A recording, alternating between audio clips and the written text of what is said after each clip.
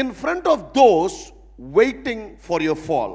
நீங்கள் இந்த ஹர்டில் ரேஸ்லாம் பார்த்தீங்கன்னா, இஃப் யூ சீ இந்த ஹர்டில் ரேஸ், அது கொஞ்சம் கஷ்டம். இந்த நார்மல் ரேஸ்லாம் நேராக ஓடிடலாம். இந்த ஹர்டில் ரேஸ் மட்டும் பார்த்தீங்கன்னா அப்படியே குதிச்சு விழணும். அந்த குதிக்கிறவங்கள பார்த்தீங்கன்னா பல ரேஸில் விழுந்துனே இருப்பாங்க.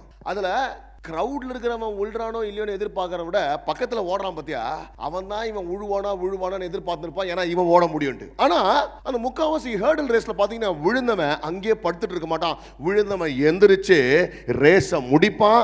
சில நேரத்தில் ஃபர்ஸ்ட் வருவான், செகண்ட் வருவான், தேர்ட் வருவான். ஆனாலும் விழுந்தவன் அங்கேயே படுத்துட்டு இருப்பான், எந்திரிச்சு ஓட ஆரம்பிப்பான். ஐயா, இன்னைக்கு காட் இஸ் டெல்லிங், கர்த்தர் பார்த்து சொல்றாங்க, நீ விழுந்த உடனே எல்லாம் நீ விழுந்ததுக்காக காத்துந்தான். நீ விழுந்த உடனே அவங்க எதிர்பார்த்தது நிறைவேறுதுன்னு நினைக்கலாம்.